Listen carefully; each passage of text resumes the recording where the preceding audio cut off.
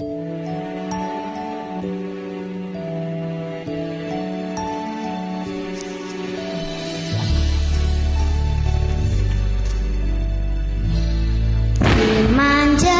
manusia,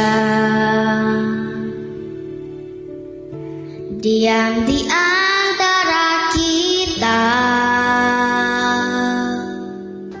Haleluya, puji Tuhan. Bagi Bapak Ibu Saudara yang kasih dalam Kristus, kita bertemu lagi pada hari ini dengan satu perenungan firman Tuhan dalam suratan Rasul Paulus kepada jemaat Kolose. Di dalam Kolose pasal 3 ayat yang ke-15 sampai dengan ayat yang ke-16. Yang berkata demikian, hendaklah damai sejahtera Kristus memerintah dalam hatimu, karena untuk itulah kamu telah dipanggil menjadi satu tubuh, dan bersyukurlah. Hendaklah perkataan Kristus diam dengan segala kekayaannya di antara kamu, sehingga kamu dengan segala hikmat mengajar dan menegur seorang akan yang lain, dan sambil menyanyikan mazmur dan puji-pujian dan nyanyian rohani, kamu mengucap syukur kepada Allah di dalam hatimu. Bapak Ibu Saudara yang kasih dalam Kristus, khususnya jemaat GPD Victory dimanapun Bapak Ibu Saudara berada, Rasul Paulus memberi satu pemahaman kepada orang Kolose bahwa di dalam kehidupan ini ada dua hal yang perlu kita pegang dalam perkataannya kepada orang Kolose. Pertama, bahwa hendaklah damai sejahtera Kristus yang memerintah dalam hatimu. Betapa pentingnya damai sejahtera itu dimiliki oleh jemaat-jemaat Kolose. Itu pada zaman Rasul Paulus. Tapi pada hari ini bagi kita semua yang mendengar siaran ini, renungan ini, dan khususnya jemaat GPD Victory, biarlah kita juga sama dengan anjurannya, nasihat Rasul Paulus kepada jemaat Kolose, kita pun yang mendengar, demikian firman Tuhan itu datang kepada kita juga, agar damai sejahtera dapat memerintah berkuasa atas hati kita. Walaupun banyak masalah, walaupun banyak kecemasan, bahkan banyak ketakutan yang hari-hari ini yang melanda seluruh dunia, bahkan di Indonesia, negara kita ini, tetapi kita harus berusaha memiliki damai sejahtera. Nah, seperti apa yang dikatakan oleh Yesus ketika dia mau naik ke sorga. Dikatakan dalam Yohanes pasal 14 ayat 27. Damai sejahtera kutinggalkan bagimu, damai sejahtera ku berikan kepadamu. Dan apa yang kuberikan tidak seperti yang diberikan oleh dunia kepadamu. Jangan gelisah dan kerendah hatimu. Nah, Yesus menyatakan supaya kita jangan gelisah. Banyak kegelisahan hari-hari ini karena virus, karena COVID-19. Banyak membuat satu kegelisahan. Tetapi Alkitab sudah berjanji jauh sebelum COVID ini ada. Tuhan Yesus sudah menasihatkan supaya kita jangan gelisah. Kenapa? Karena damai sejahtera Allah sudah tinggalkan bagi kita.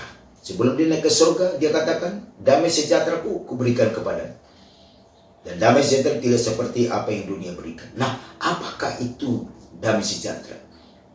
Dalam bahasa Yunani, damai sejahtera itu disebut eirene, yaitu ada ketenangan. Di dalam perjanjian baru, ada 92 kali ditulis tentang ketenangan, tentang tenang. Nah, sehingga pernah Raja Hizkia berkata kepada Nabi Yesaya, dia berkata begini, bahwa kalau ada damai dan keamanan, nah, asal ada damai dan keamanan seumur hidupnya. Dia betapa pentingnya damai itu seumur hidupnya. Betapa sangat dibutuhkan dia damai itu. Makanya dikatakan oleh Paulus, Rasul Paulus juga kepada orang di Roma, iblis itu ada di bawah telapak kakimu. Iblis itu engkau injak-injak bila engkau memiliki damai sejahtera. Penting sekali damai sejahtera Bapak Ibu Saudara. Karena itu jangan sampai kita kehilangan damai sejahtera dengan berbagai masalah, dengan berbagai persoalan, berbagai ketakutan, kecemasan. Itu sedang melanda dunia. Bahkan sampai di negara kita ini. Tapi kita yang sudah tahu firman, miliki damai sejahtera. Karena dengan damai sejahtera, kita boleh tenang. Sehingga Petrus juga berkata dalam 1 Petrus pasal 4 ayat 7, kuasailah dirimu.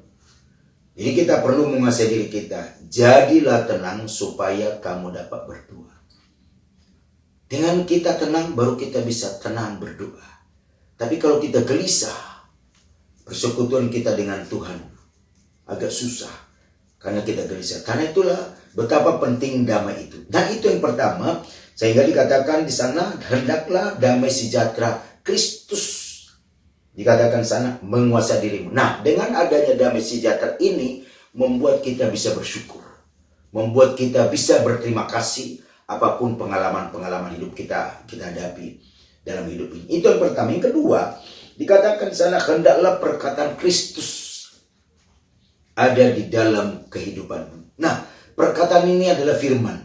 Seperti apa dikatakan oleh Yohanes pasal 8 ayat 51, apabila engkau menuruti firman-Ku, maka engkau tidak mengalami maut. Jadi perlu firman ini. Setelah kita berusaha memiliki damai yang sudah diberikan Tuhan 2000 tahun yang lalu, maka kita perlu pegang firman itu. Sebab dikatakan oleh Yohanes pasal 15 ayat 5 dan 7, jikalau firman-Ku tinggal di dalam kamu, maka kamu akan berbuah. Dan juga bila firman itu tinggal dalam kita, maka minta apa saja yang engkau kehendaki, maka kamu akan menerima. Jadi perlu firman ini, Bapak Ibu Saudara, ada dengan segala kekayaannya di dalam hati kita. Sehingga apa yang dikatakan oleh Pemazmur pasal 1 ayat 2 dan 3, yang merenungkan perkataan atau firman itu siang dan malam, apa saja yang diperbuatnya berhasil. Nah, mari Bapak Ibu Saudara, kita boleh, satu, hendak kita ada damai sejahtera. Kedua, kita boleh memiliki kebenaran firman Allah yang kaya itu dalam hidup kita.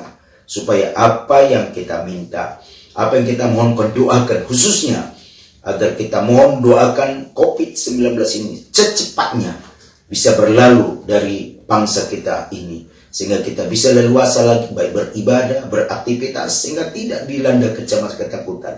Bisa berkumpul bersama-sama, sehingga tidak ada gangguan-gangguan mengganggu kita ketika keluar rumah. Mari kita terus minta supaya ketika ada tenang kita berdoa. Ya, doakan. Maka dikatakan oleh Ulangan sebagai penutupnya, pas 10 ayat 13, berpeganglah pada perintah Tuhan yang kusampaikan kepadamu, supaya baik keadaanmu.